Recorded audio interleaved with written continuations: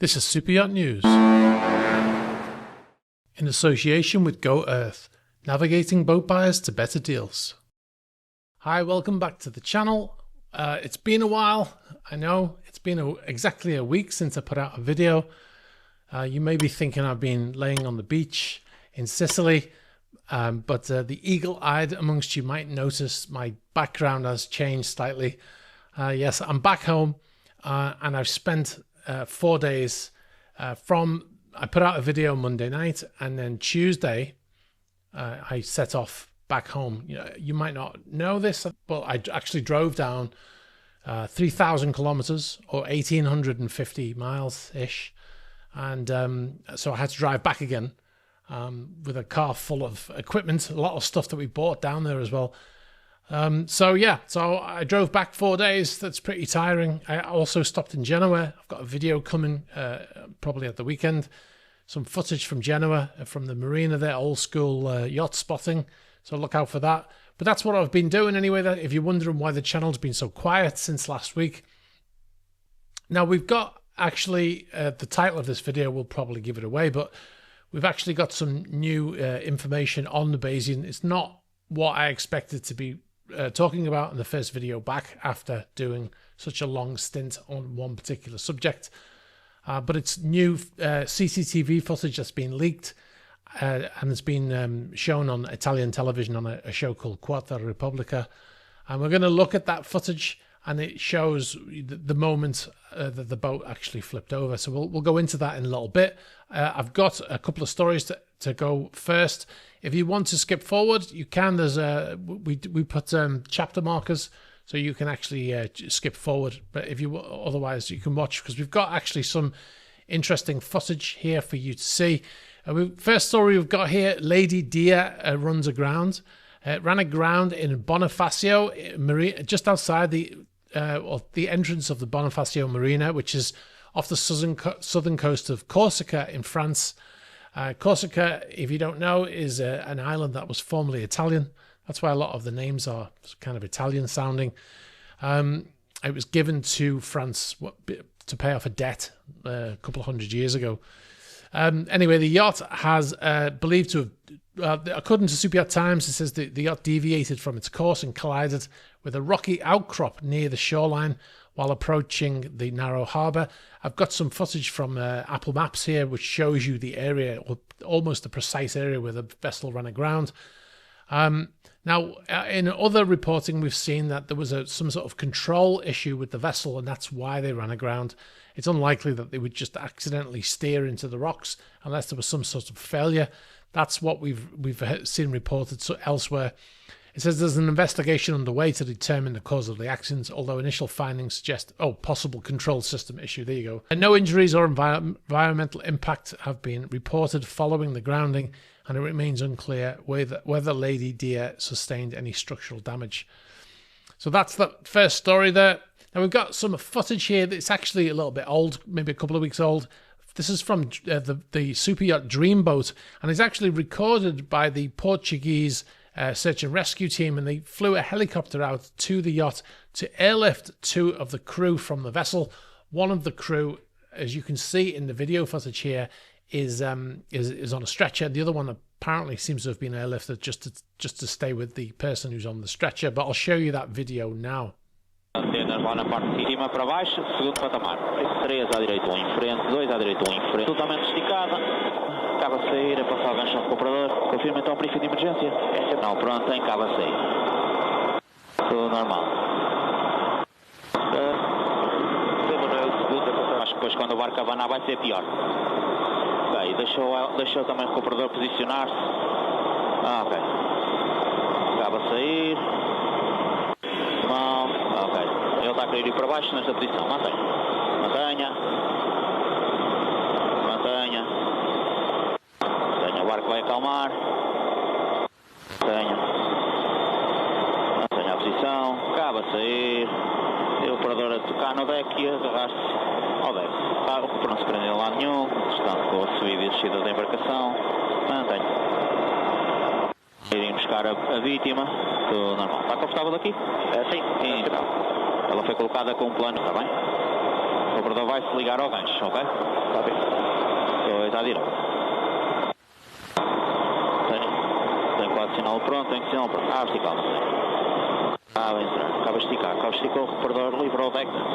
Está sobre a água, ok, fiquei sem box, ok, o reparador está-se a posicionar, tenho um reparador a chegar à porta. Tudo a ajudar. Ok, o reparador vai se dirigir à porta. Acaba a sair, tudo normal. Acaba a sair. Vamos em frente 3. Vamos em frente 2. Os dois em frente. Começar a ir para cima da embarcação. Vamos em frente 2. Vamos em frente 2. Ela vai cavar agora um bocadinho. Nada consciente. Vamos lá. Um em frente. Um em frente. Mantenha aqui a posição. Acaba a sair. Para fazer contacto no deck. Impecável. O carro está afogado, o comprador está desligado do gancho. Ok, copy. Ok. Como é que ela agora vai para esticar a montanha? Acaba a entrar, acaba a esticar, o carro esticou. O comprador livrou o deck, livrou a embarcação. Vamos para a esquerda. E para trás confirmas? Afirmativo. O comprador já está sobre a água. Livre à esquerda. Ok. Vou cá chegar aos patins.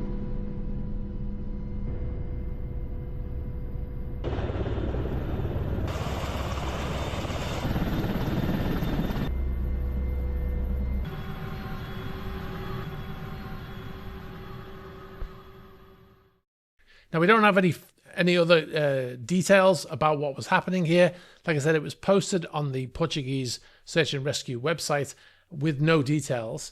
And the yacht itself hasn't released any details that we could find. So if anyone knows more about this, we'd like to fill people in. So please get in touch.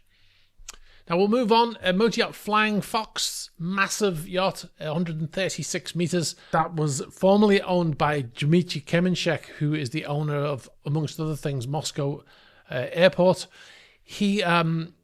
This boat had problems getting fuel, it seems. Now, a couple of weird things here. First of all, if I show you the AIS track for this vessel, you can see that the vessel went from Seychelles and it headed to Gibraltar, but it went the long way around.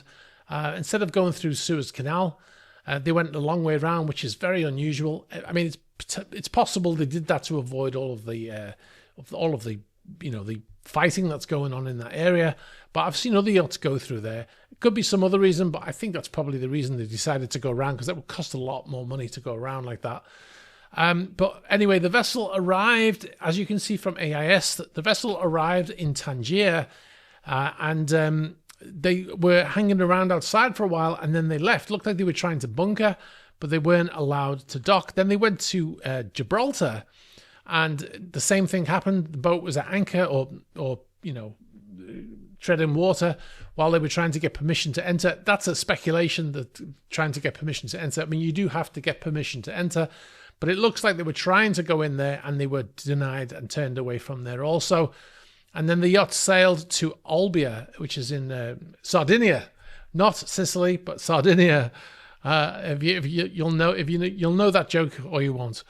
But anyway, the boat eventually refueled in Olbia in Sardinia. So yeah, it seems they were having trouble there. Now that yacht, like I said, was formerly owned by a Russian who was never sanctioned, but the yacht itself was actually placed on the sanctions list, and that's because it was managed by Imperial Yachts, the now liquidated yacht management company that was sanctioned as well, Russian owned, and they were the owner of that boat, or the CEO of that company was sanctioned, and the company, and Flying Fox was sanctioned because it was managed by them. So they obviously broke ties, and then they were removed from the sanctions list about 6 months ago, I think.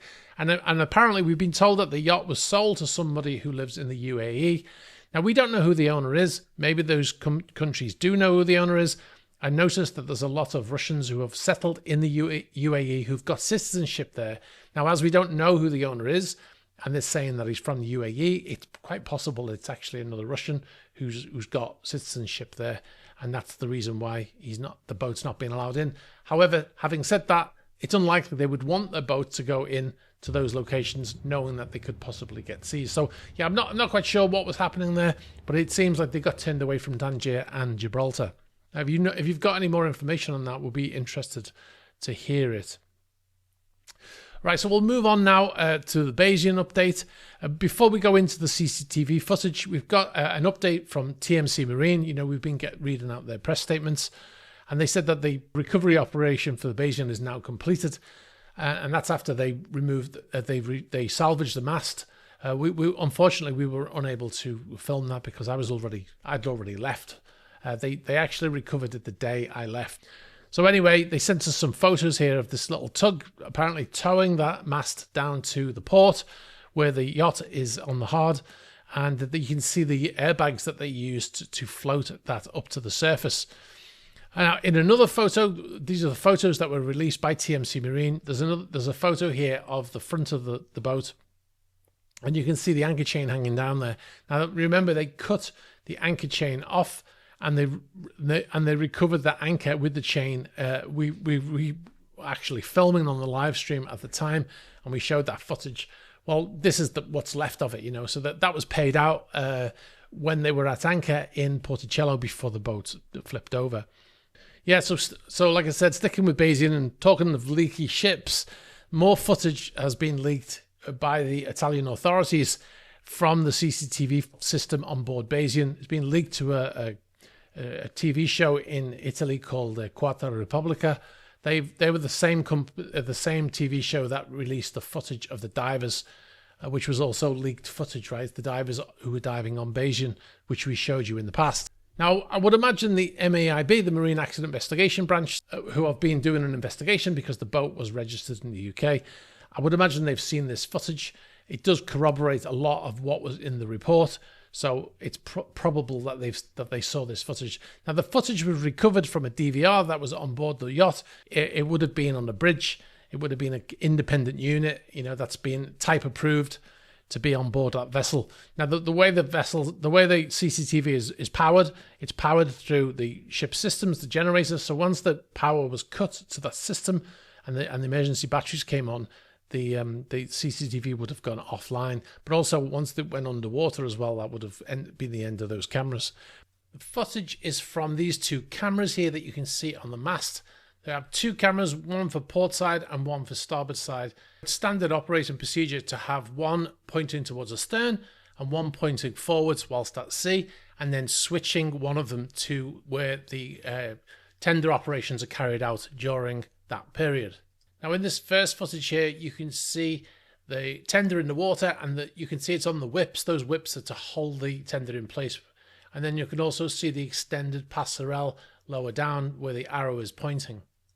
Now, when they pulled the boat out of the water, I noted that the passerelle was extended on the starboard side, and I mentioned it in a video saying that it's unlikely that it would have been moved underwater because it's hydraulic and it wouldn't have been operated underwater. A few comments saying hydraulics could work underwater. Missing my point, really. The point is that once the boat was underwater, there would be no reason to operate that passerelle, so it was most likely open when the boat sank. Well, the video footage from the CCTV proves that the passerelle was already down that day. You can see here in the boat, in the tender, there's a couple of crew members operating that boat. And we switch to the port side camera, and it's pointing towards the stern. You can also see some artifacts in this video because it's obviously been corrupted being underwater for so long. So now we switch to 3:50 a.m. This is 15 minutes before the boat sank. You can see the wind is picking up here, and you can see on the left there, you can see the boom, which we saw recovered on the live feed. That was the first thing they recovered. You can see here footage of it being recovered. Now, on the starboard side, you can see that the tender has been put away. The whip is there. The passerelle is still in position, but there's no tender, which has probably been put away in the tender garage. Now we can see the wind is really starting to pick up now, and we get to 3:59, which is about 7 minutes before the vessel sank. We can see the awning on the flybridge there really rustling around. You could see that the wind must be around 30 plus knots at this moment, and there's rain, heavy seas. In the MAIB report, it says at 0400, deckhand 2 ran below to wake the skipper. It appears we can see this happening on the camera here. I think that's the starboard side camera. He looks like to be heading aft. Okay, it's a full-on storm now. This is starboard side. If we switch back to the port side camera, you can see that the awning is ripped off the flybridge there. We've been told by a reliable source that the flybridge awning was rated to 50 knots.